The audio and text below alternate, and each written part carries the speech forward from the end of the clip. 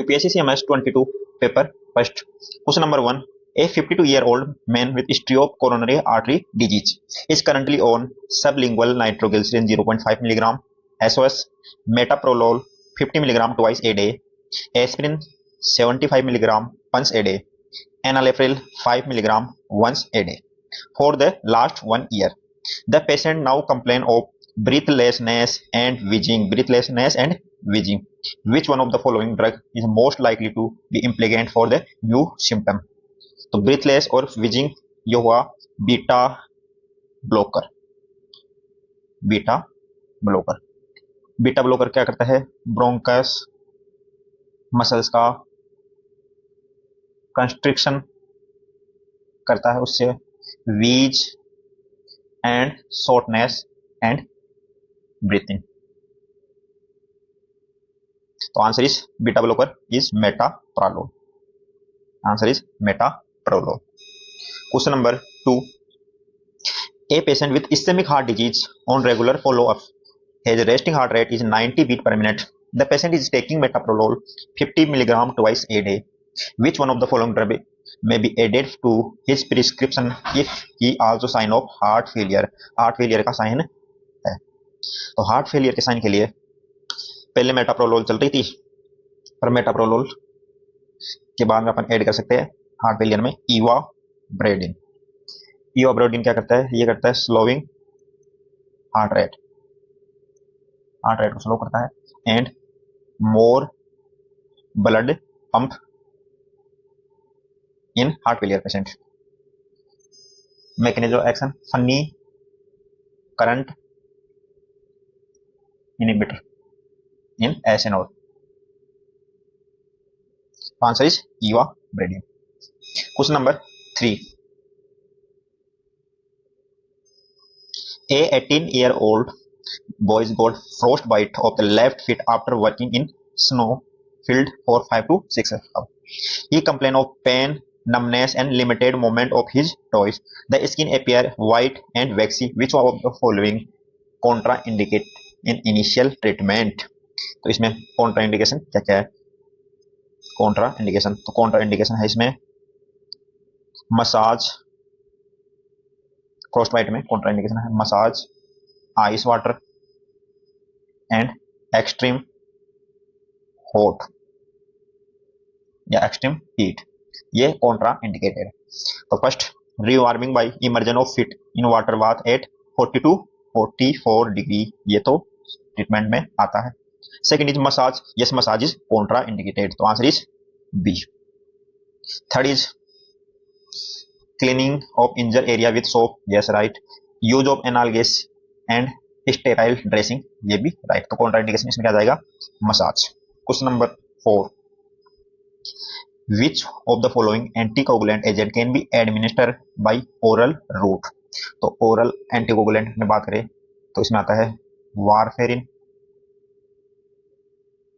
direct thrombin inhibitor like dabigatran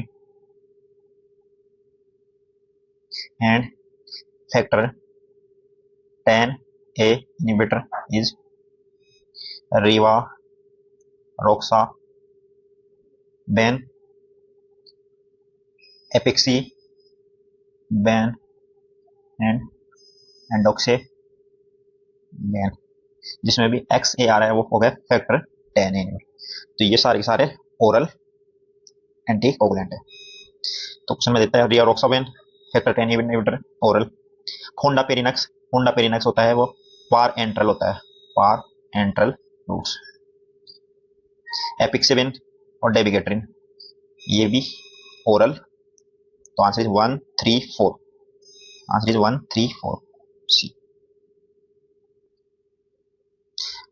question number 5. Which of the following drug may be associate with leg swelling? Leg swelling के साथ associate है calcium channel blocker, yes. NSAID भी associate होता है। Glucocorticoids भी leg swelling से associate होता है। मिनरलोकोर्टिकोइड्स भी होता है। तो इसका आंसर आएगा 1, 2, 3, 4 all of these associate with leg swelling. Question number 6.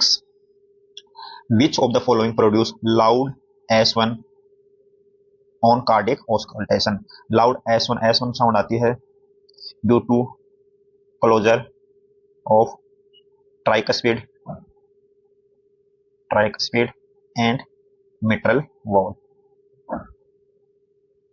अब ये लाउड किस में होती है? Anaemia and pregnancy. Yes, anaemia and pregnancy में लाउड एस1 आती है, क्योंकि हाइपर डायनेमिक सर्कुलेशन। थायरोटॉक्सिकोसिस में भी loud S one first heart sound होती है। तो ये भी मिट्रल रिग्रेगेटेशन, मिट्रल रिजर्जिटेशन में होता है सॉफ्ट एस1 साउंड। तो इसमें मिट्रल रिजर्जिटेशन नहीं होगा। बाकी एनीमिया में लाउड, प्रेगनेंसी में लाउड, थायरोटॉक्सिकोसिस में लाउड एस1 होती है। बाकी लाउड एस1 एक्सरसाइज में भी, एंजाइटी में भी लाउड एस1 सुनाई देती है। मिट्रल स्टेनोसिस में भी लाउड एस1 होती है। बाकी मिट्रल रिजर्जिटेशन में सॉफ्ट एस1 साउंड होती है। सॉफ्ट एस1 साउंड और किसमें होती है?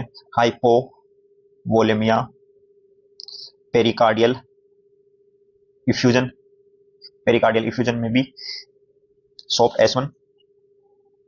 Obesity, obesity and cardiac tamponade, इनमें सॉफ्ट एस1 होती है। Hypovolaemia, pericardial effusion, obesity and cardiac tamponade. जबकि लाउड एस1 होती है एनीमिया, प्रेगनेंसी, थायरोटॉक्सिकोसिस, जो हाइपर डायनेमिक सर्कुलेशन होता है, एक्सरसाइज में, एंजाइटी में, मिट्रल स्टोनिसिस में, या थिन चेस्ट वॉल, इसमें लाउड एस1 होती है। Question number 7, which of the following are correct about ivabradine? It may be use in severe heart failure. Yes, ivabradine use होता है साइन ऑफ हार्ट फेलियर या severe heart failure, क्योंकि ये क्या आती है? Funny current inhibitor, funny current inhibitor जो कि हार्ट रेट को स्लोइंग करती है और मोर ब्लड पंप करवाती है in severe heart failure patient में। It act on SA node. Yes, SA node पे एक्ट करती है। इट रिड्यूस हार्ट रेट, ये भी सही है। Fourth is it is effective in atrial fibrillation. No, atrial fibrillation में इफेक्टिव नहीं होता। एट्रियल फिब्रिलेशन में इफेक्टिव होता है beta blocker and calcium channel blocker. इनको यूज करते हैं अपन हार्ट रेट को स्लो करने के लिए एट्रियल फिब्रिलेशन में। तो इसका आंसर आएगा 1 2 3। Answer is 1 2 3। Question number 8, left atrial dilatation on X-ray chest is characteristic by which of the following?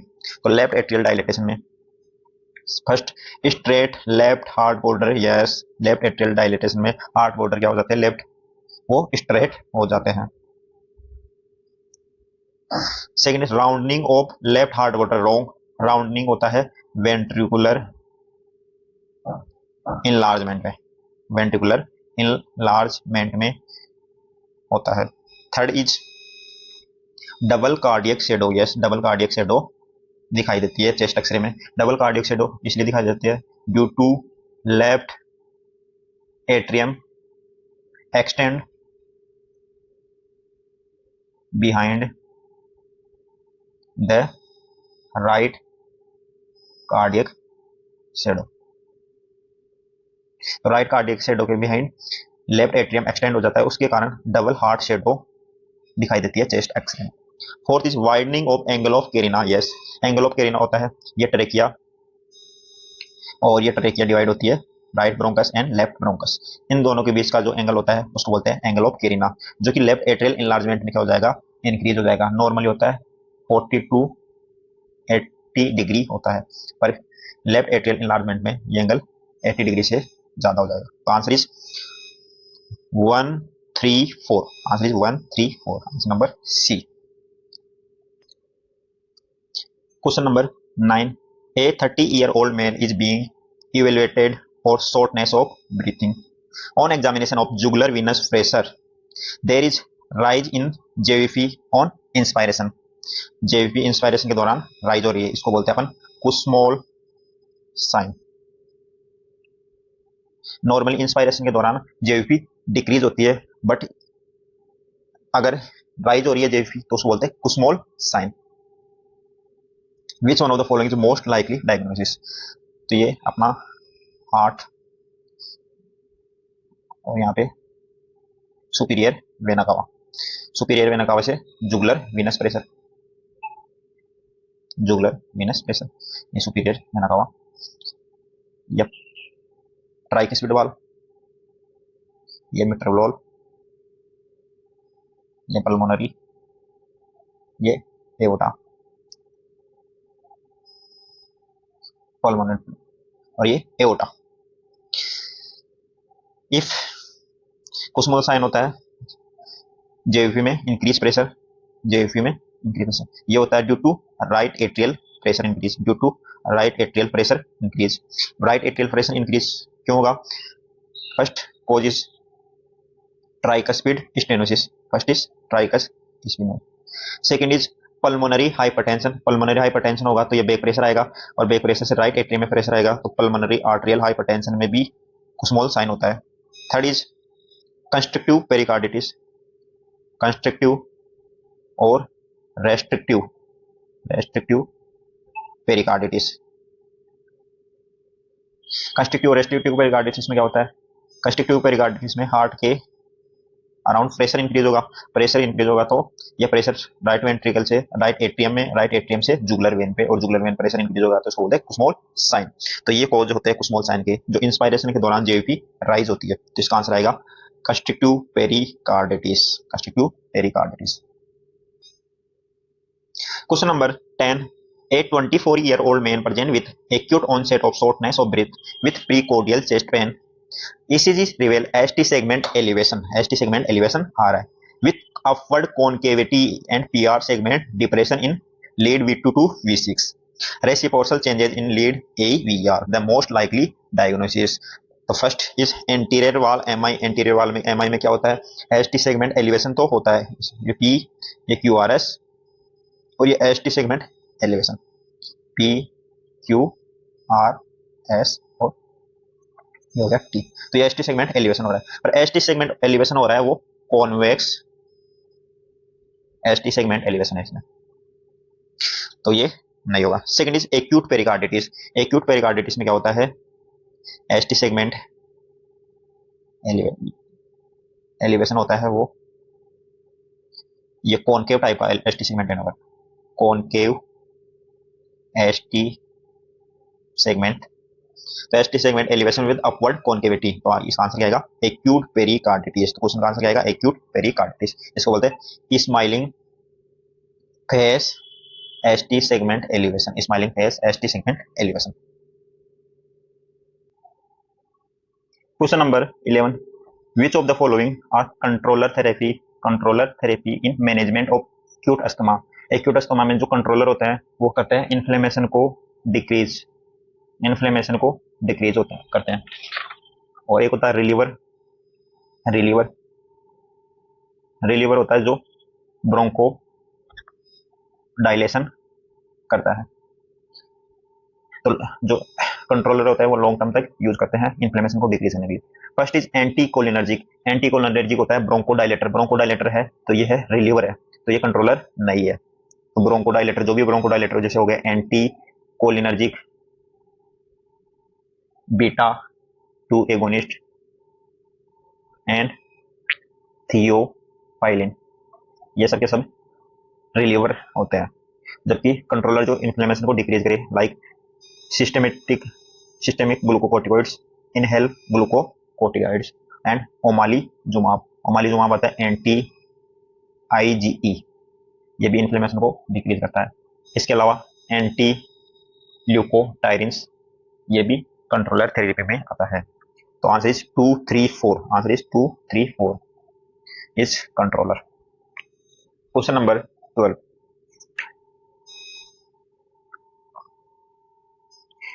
a low pleural fluid glucose less than 60 mg/% may be observed in which of the following?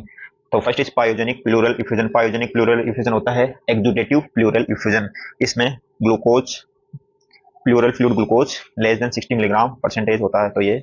Second is rheumatoid arthritis, rheumatoid pleuritis में भी लो plural fluid glucose होता है। Malignant plural effusion, इसमें भी, क्योंकि इसमें glucose का use हो जाता है, इसलिए ग्लूकोज लेवल डिक्रीज हो जाता है प्लूरल फ्लूइड में, और ये तीनों के तीनों होता है एक्सुडेटिव प्लूरल इफ्यूजन।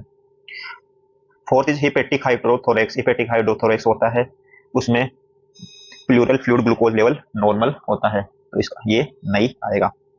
ये होता है ड्यू टू लीवर सिरोसिस में होता है। तो ये ट्रांजुडेट प्लूरल डिफ्यूजन है। जबकि ऊपर वाले तीन ही हो गए एक्जुडेटिव प्लूरल डिफ्यूजन। एक्जुडेटिव प्लूरल डिफ्यूजन जहां पे pleural fluid and serum protein ratio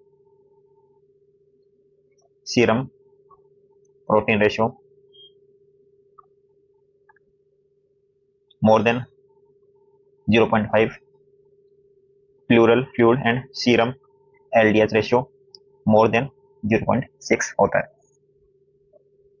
जबकि ट्रांजुडेट में pleural upon serum protein ratio less than 0.5 and LDH less than 0.6 होता है। तो इसके लिए आंसर क्या आएगा? 1 2 3। Answer is 1 2 3। Answer is a. Question number 13. Which of the following are correct regarding idiopathic pulmonary fibrosis (IPF)? First, radiological pattern of usual interstitial pneumonia. Yes, absolutely right. Second is finger clubbing. Yes. Third is more common in elderly. Yes, more common elderly, more common in male. And fine crepitation in auscultation. Most common pattern is usual interstitial pneumonia in interstitial lung disease. So answer is 1 2 3. Answer is 1 2 3. Question number 14. Diagnostic workup for a case of suspected bronchial asthma should reveal which of the following abnormality? First is reduce FEV1 upon FVC ratio. Yes, absolutely right. ये decrease हो जाएगा, reduce. Second, increase functional residual volume. Yes. Third is reduce diffusion capacity. No, diffusion capacity इसमें normal रहेगी, bronchial asthma में normal होगी या increase होगी, reduce नहीं होती, क्योंकि इसमें due to pulmonary vasodilation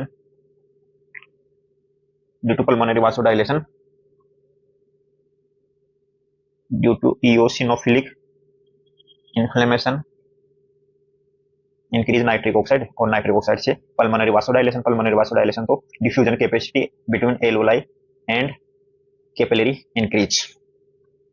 fourth is increment in FEV1 force expiratory volume in 1 second in response to inhale bronchodilator जैसे ही देंगे FEV1 इंक्रीमेंट होगा ब्रोंकियल अस्थमा में। तो answer is 1 2 4। Answer is 1 2 4।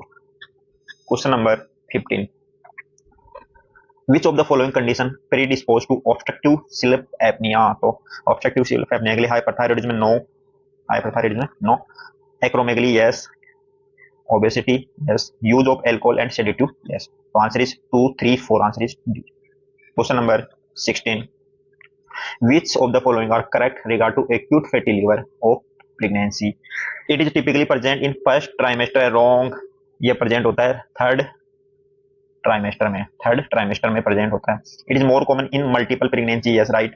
Liver biopsy is rarely needed yes. Delivery of foetus is indicated yes. तो answer is 2 3 4। Answer is D. Question number 17. Which one of the following are marker of poor prognosis in acute pancreatitis? Acute pancreatitis के poor prognosis में सबसे पहले elderly individual yes, old age में poor prognosis है। Increase WBC count ये भी poor prognosis है। लो serum calcium ये भी पुअर प्रोग्नोसिस है। हाइपरकार्बिया पुअर प्रोग्नोसिस नहीं है, इसमें पुअर प्रोग्नोसिस होता है हाइपोक्सेमिया इस पुअर प्रोग्नोसिस में PO2 लेस देन 60 मिलीग्राम। इसके अलावा पुअर प्रोग्नोसिस में जिसमें WBC काउंट कितना हो जाता है more than 16,000 per MM3, serum calcium level less than 8 milligram per decilitre, serum LDH level more than 300 international unit per litre, SGOT increase more than 350, blood urea nitrogen increase more than 5, blood glucose more than 200 milligram. तो ये सारे के सारे poor prognostic factor है। तो इसमें कौन से आ जाएंगे 1 2 3। Answer is 1 2 3। Question number 18. Which of the following are the common cause of acute pancreatitis? Acute pancreatitis के common cause, gallstone yes, alcohol yes, and post ERCP yes. Campylobacter jejuni ये इसका common cause नहीं है, तो most common cause यही है, gallstone, alcohol and post ERCP. तो answer is 1 2 3। Question number 19, which of the following are the etiology of haemochromatosis? Haemochromatosis की etiology। First, haemochromatosis mean increase iron, increase iron in blood या iron overload. First is thalassaemia. Thalassaemia में haemochromatosis हो सकता है क्योंकि thalassaemia में repeated blood transfusion की आवश्यकता होती है। Anaemia of pyruvate kinase deficiency, इसमें भी हीमोलाइटिक एनीमिया होता है, तो इसमें भी ब्लड ट्रांसफ्यूजन की आवश्यकता होती है। तो दोनों में ड्यू टू ब्लड ट्रांसफ्यूजन, तो इसमें भी इटियोलॉजी है, ये भी इटियोलॉजी है। Third is chronic cor pulmonale. Chronic cor pulmonale इसकी इटियोलॉजी नहीं है। फोर्थ इज पोरफायरिया क्यूटेनिया टाडा, इसमें भी हीमोक्रोमेटोसिस होता है क्योंकि पोरफायरा में abnormal enzyme in biosynthesis of haem. Haem के बायोसिंथेसिस के लिए एबनॉर्मल एंजाइम होता है due to deficiency of uroporphyrinogen. Third decarboxylase. तो डिफेक्टिव हीम सिंथेसिस होगा तो आयरन यूज नहीं होगा, और आयरन यूज नहीं होगा तो आयरन लेवल इंक्रीज हो जाएगा। तो आंसर इज 1 2 4। तो answer is 1 2 4, answer is B. Question number 20, which of the following drug are the implicate in peptic ulcer disease not caused by Helicobacter pylori and NSAID? तो इसमें answer is clopidogrel yes, glucocorticoids yes, bisphosphonate also implicate in peptic ulcer. Fourth is colloid bismuth substrate. Colloid bismuth substrate ये नहीं आएगा। ये तो क्या होता है, प्रोटेक्टिव होता है, गैस्ट्रिक प्रोटेक्टिव होता है, ये तो अल्सर होने से बचाता है ये तो इसका आंसर आएगा 1 2 3 जो इम्प्लीकेंट होते हैं पेप्टिक अल्सर डिजीज में। Answer is 1 2 3। Question number 21, which of the following are symptom of irritable bowel syndrome? First is gas and flatulence yes, abdominal pain yes, ये भी आईबीएस का सिम्टम है। Blood in stool never present in irritable bowel syndrome. Fourth is diarrhoea yes, diarrhoea भी हो सकता है and constipation भी हो सकता है इन इरिटेबल बोवेल सिंड्रोम में। जो इरिटेबल बोवेल सिंड्रोम होता है वो stress induce more common in female less than 45 year age. IBS के लिए रोमे 4 क्राइटेरिया होता है जिसमें abdomen pain is more than या equal 1 day in week for 3 month plus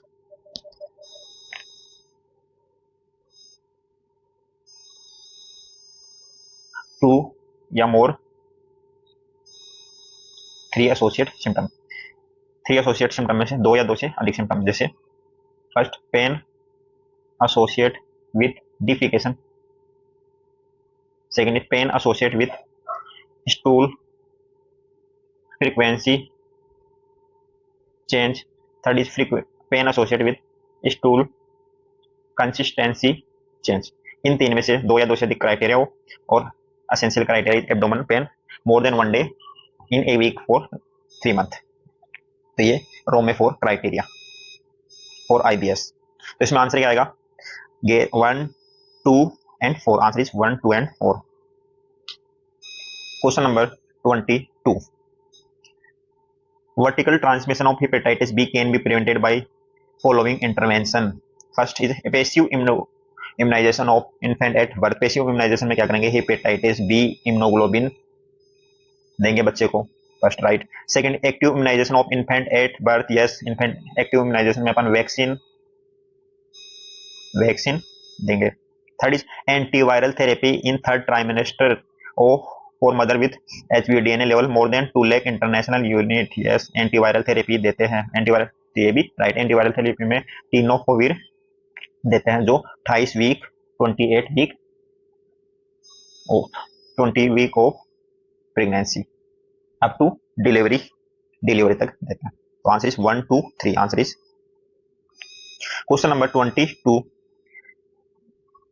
Which of the following are correct in respect of jaundice? First is patient complain of darkening of urine before they notice jaundice. Yes, first darkening of urine आएगा, उसके बाद में jaundice आएगा, तो ये right. Second is jaundice is usually detectable with serum bilirubin level over 1.8 milligram per decilitre. No, ये detect होता है जब serum bilirubin level more than 2.5 milligram per decilitre होता है, तब ये जॉइंडिस डिटेक्ट होता है. डिटेक्ट कैसे होंगे? Yellow skin and sclera.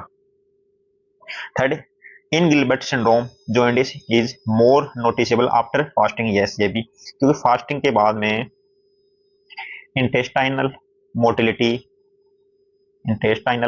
Motility decrease हो जाती है. इंटेस्टाइनल मोटिलिटी डिक्रीज हो गई तो decrease elimination of bile pigment का एलिमिनेशन डिक्रीज हो जाता है. उससे क्या होगा? Increase enterohepatic circulation and increase bilirubin level. तो symptom more noticeable after fasting is right. तो answer is 1 and 3. Answer is C 1 and 3. Question number 24. Irritable bowel syndrome is favoured by which of the following? First, worsening of symptom by stress. Yes, stress पे symptom increase हो जाते हैं. Recurrent abdominal discomfort. Yes, Rome में 4 criteria के अनुसार बार बार abdominal pain. Age more than 50 year at onset. No, wrong. Usually IBS less than 45 year female, more common in female and stress condition. Fourth is alternating diarrhea and constipation pattern. Yes, so answer is 1 2 and 4. Answer is 1 2 and 4. Answer is B. Question number 25. The diagnosis of protein losing enteropathy can be confirmed by, तो protein losing enteropathy confirmed by fecal clearance of alpha 1 antitrypsin. The answer is B. Question number 26. RBC cast in urine analysis is seen in which of the following? RBC cast mean dysmorphic RBC की size and shape change हो जाती है, तो उसको बोलते हैं RBC cast. ये दिखती है या तो ग्लोमेरुलर डिजीज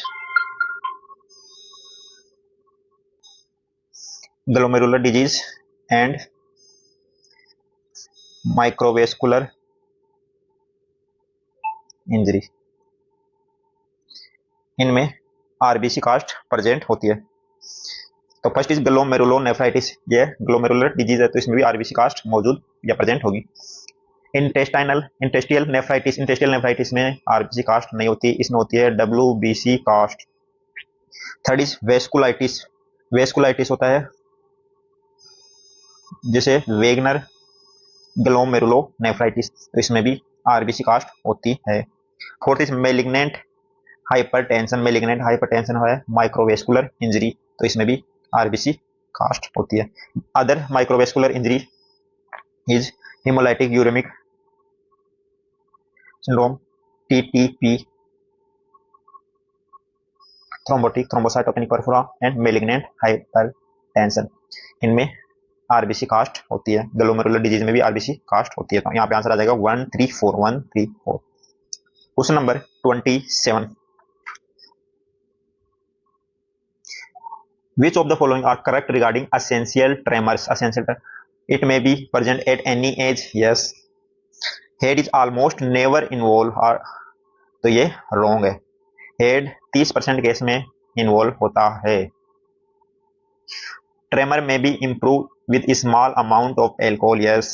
Tremor improve होती है अल्कोहल से improve, and एंजाइटी से कंडीशन रोशन होती है. ट्रीटमेंट एसेंशियल ट्रेमर का ट्रीटमेंट होता है बीटा ब्लॉकर, प्रोपेनोलोल एंड पिरिमिडोन. तो यहाँ पे आंसर हो जाएगा इसका 1 and 3 only. Question number 28, which of the following drug may be associate with Parkinson disease. Parkinson disease के साथ एसोसिएट ड्रग्स, तो पार्किंसन डिजीज के साथ एसोसिएट ड्रग होती है जो डोपामिन लेवल को डिक्रीज करे या डोपामिन रिसेप्टर को ब्लॉक करे, वो क्या करती है, पार्किंसन डिजीज करवाती है। इसमें एग्जांपल आते हैं antipsychotic drugs, mood stabiliser, MPTP methyl phenyl tetrahydropyridine, reserpine, tetrabenazine and metoclopramide. Metoclopramide भी डोपामिन रिसेप्टर को ब्लॉक करता है। इसमें answer is atypical antipsychotic, yes. Lithium, yes. Mood stabiliser है, एमपीटीपी भी है। तो आंसर इज 1 2 3। और question number 29, which of the following are suggestive of Parkinson disease. Parkinson disease को सजेस्ट कर रहा है। First is lead pipe rigidity, lead pipe rigidity, continuous rigidity present. Second is cogwheel rigidity, cogwheel, lead pipe rigidity is continuous rigidity and cogwheel rigidity due to tremor, intermittent rigidity. Third is fascinating gait, yes, fascinating gait, sign of Parkinson disease which increase with moment. Fourth is Romberg test positive, Romberg test positive, ये इसका नहीं आएगा। Romberg test positive आता है, ये होता है test for balance and coordination, balance and coordination with visual vision, vestibular and proprioception इनमें कोऑर्डिनेशन। तो ये रोम्बर्ग टेस्ट पॉजिटिव आता है सेंसरी अटेक्सिया में। तो इसका आंसर आ जाएगा 1 2 3 only, 1 2 3 only. Question number 30, which of the following are correct regarding idiopathic Parkinson disease? Motor symptom are always initially symmetrical, तो ये wrong है क्योंकि मोटर सिम्टम इसमें asymmetrical होते हैं, asymmetrical होते हैं। Second, non motor symptom include hyposmia and constipation, yes. Cognition is spared in early disease, yes. Speech may be become soper and indistinct, yes. इसमें वॉइस सोपर हो जाती है। इसके अलावा other symptom tremor, rigidity, akinesia, postural instability, micrographia, सोपर voice, तो ये सारे इसके सिम्टम होते हैं पार्किंसन डिजीज के। तो इसमें answer is 2 3 4, 2 3 4। Question number 31, which of the following are correct regarding to levodopa? It is most effective for relieving tremor. No, most effective relieving tremor होता है beta blocker like propranolol, and second other is primidone. Third is, second is only a small portion of total drug is reached the brain, yes. Levodopa due to peripheral decarboxylase enzyme. Levodopa metabolism happen in peripheral, so decrease small portion of total drug reach the brain. Nausea may be offset by domperidone, yes. Nausea domperidone के द्वारा, क्यों domperidone D2 receptor blocker है। It may trigger hallucination, yes. तो answer is 2 3 and 4, answer is D. So इसमें peripheral decarboxylase enzyme को inhibit करने के लिए कार्बिडोपा के साथ कॉम्बिनेशन में देते हैं लियोडोपा। कार्बिडोपा होता है peripheral decarboxylase inhibitor, so more portion of drug reach in the brain. Question number 32, which of the following are risk factor for stroke? First is sickle cell disease, yes. Cigarette smoking also risk factor. Hypohydrogenemia is not a risk factor, ये decrease risk. Atrial fibrillation also risk factor for stroke due to pulmonary due to embolism. तो answer is 1 2 4, answer is 1 2 4. Question number 33, which of the following are correct respect to myasthenia gravis? Symptom worsen due toward the end of the day due to the receptor fatigue cause symptom more in end of day. There may be difficulty in chewing and swallowing, yes. muscles weakness होती है इसमें इस कारण। Third is acetylcholine receptor in the pre-junctional membrane are the involved. Wrong. Pre-junctional membrane नहीं होता, इसमें होता है post junctional न्यूरोमस्कुलर, जिसमें क्या होता है निकोटिनिक एसिटाइलकोलिन रिसेप्टर के प्रति एंटीबॉडी होती है। तो सिम्टम आएंगे वीकनेस वगैरह आ जाएंगे, च्यूइंग मसल्स में स्वेलिंग मसल्स में वीकनेस आ जाएगी और रिसेप्टर फैटिग होने के कारण end of the day symptom worsen हो जाएंगे। Fourth is penicillamine may be precipitate similar illness, yes. तो answer is 1 2 4, answer is B. Question number 34, which of the following are test for functional assessment of encephalopathy? First is flapping tremor, yes. Flapping tremor is irregular jerking movement of hand. Second is number connection test. Number connection test, yes. Given number arrange in sequence. तो ये भी encephalopathy के लिए test होता है। Third is constructional apraxia. Constructional apraxia में inability of copy drawing copy करने में इनेबिलिटी होगी एन्सेफेलोपैथी में। तो ये तीनों फंक्शनल असेसमेंट होता है एन्सेफेलोपैथी का। तो 1 2 3। Question number 35, which of the following is correct regarding blood component in clinical practice? First is ABO blood group antigen are polypeptide chain on the surface of RBC. Polypeptide chain, no. Polypeptide chain नहीं होता, इसमें होता है glycoprotein on surface of RBC, glycoprotein. Platelet can be store up to 35 days, ये भी wrong. Platelet store करते हैं only 5 day तक स्टोर कर सकते हैं। Third is haemolytic disease of newborn occur when mother IgA anti RBC antibody cross the placenta and lysis fetal RBC, ये भी रॉन्ग। इसमें आईजीए नहीं होता, इसमें होता है IgG anti RBC antibody. Fourth is transfusion associated graft versus host reaction can be prevented by prior irradiation of transfused blood. Yes, absolutely right. The answer is due to transfused blood prior irradiation inactivate the white blood cell like lymphocyte. white blood cell inactivate करके अपन इस reaction को prevent कर सकते हैं। तो answer is D. Question number 36, which one of the following is oral direct thrombin inhibitor? Oral direct thrombin inhibitor apixaban और rivaroxaban. जिसमें x ए आ रहा है, तो ये जिसमें भी एक्स ए आ रहा है वो होता है फैक्टर 10A इनिबिटर। अब बात करते हैं dabigatran and argatroban. Both are thrombin inhibitor, but dabigatran is oral and argatroban is parenteral. और क्वेश्चन में पूछा ओरल डायरेक्ट थ्रोम्बिन इनिबिटर, तो answer is dabigatran. Question number 37, which of the following are correct with regard to metformin? The maximum tolerate dose is 2000 milligram per day. Yes, absolutely right. Lactic acidosis is major adverse effect of metformin. Yes, it's also true.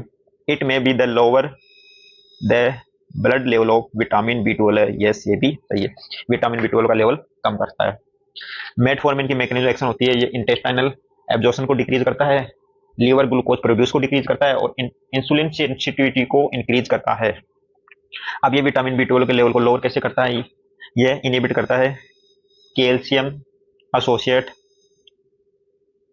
Vitamin B12 intrinsic factor complex absorption in ileum terminal.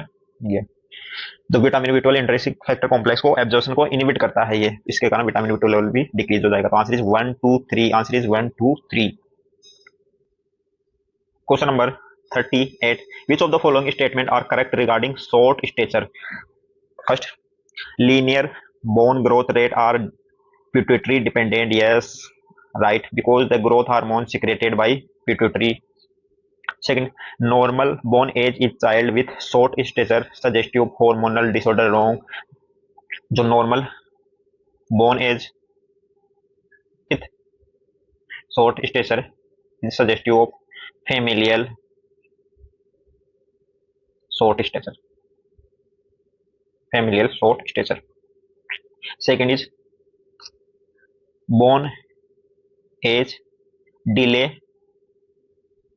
Bone age delay to standard deviation with short stature is suggestive of constitutional delay.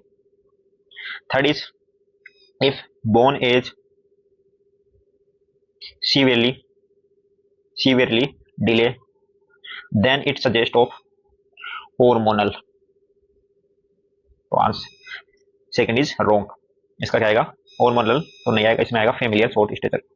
Final height in boy can be estimated by adding 6.5 centimeter to mid parental height. Yes, mother height plus parents height दोनों की average को 6.5 add कर देंगे तो boys की height आ जाएगी, और दोनों की एवरेज से और मिड पेरेंटल हाइट से 6.5 सेंटीमीटर माइनस कर देंगे तो वो final height of girls. Fourth is replacement therapy with recombinant growth hormone restore growth velocity in growth hormone deficient children. Yes, recombinant growth hormone like somatotropin which given subcutaneous in growth hormone deficient child. So answer is 1 3 4. Answer is 1 3 4. Answer number C. Question number 39. Which one of the following drug used to treat diabetes mellitus is least likely to cause hypoglycemia? तो सबसे पहले तो hypoglycaemia की बात करते हैं. कौन कौन सी ड्रग करती है हाइपोग्लाइसीमिया? सबसे पहले इंसुलिन हाइपोग्लाइसीमिया के चांस ज्यादा होते हैं. सल्फोनिल यूरियज ग्रुप भी हाइपोग्लाइसीमिया करता है, और मेगलीनाइड्स ग्रुप भी करता है, जिसमें रापेग्लिनाइड एंड नाटेग्लिनाइड. सल्फोनिल यूरियज ग्रुप में आता है ग्लिमीप्राइड, ग्लिकाजाइड, ये भी इसमें ही है. तो इसमें क्वेश्चन में पूछा लिस्ट लाइकली, तो इंसुलिन तो हाइपोग्लाइसीमिया करता है, ग्लिमीप्राइड भी हाइपोग्लाइसीमिया करेगा क्योंकि ये सल्फोनिल यूरियज ग्रुप में आ रहा है. सीताग्लिप्टिन हाइपोग्लाइसीमिया नहीं करता, या लिस्ट करता है. तो आंसर इज सी. रापाग्लिनाइड भी मेग्लिनाइड्स ग्रुप में आता है, तो ये भी हाइपोग्लाइसीमिया करता है. तो लिस्ट क्या आ जाएगा? सीताग्लिप्टिन होता है DPP4 inhibitor. Question number 40. Which of the following constitutional differential diagnosis of hypocalcaemia के डिफरेंशियल डायग्नोसिस कौन कौन से है? तो हाइपोमैग्नीसीमिया है. क्रोनिक एल्कोहलिज्म में भी इसका डिफरेंशियल डायग्नोसिस होता है. स्यूडो हाइपोपैराथायरॉइडिज्म मतलब हाइपोकैल्सीमिया के सिम्टम आना, absence of any decrease parathyroid hormone. In Paget disease calcium increase, so not differential diagnosis of hypocalcaemia. तो आंसर इज 1 2 3. Answer is 1 2 3.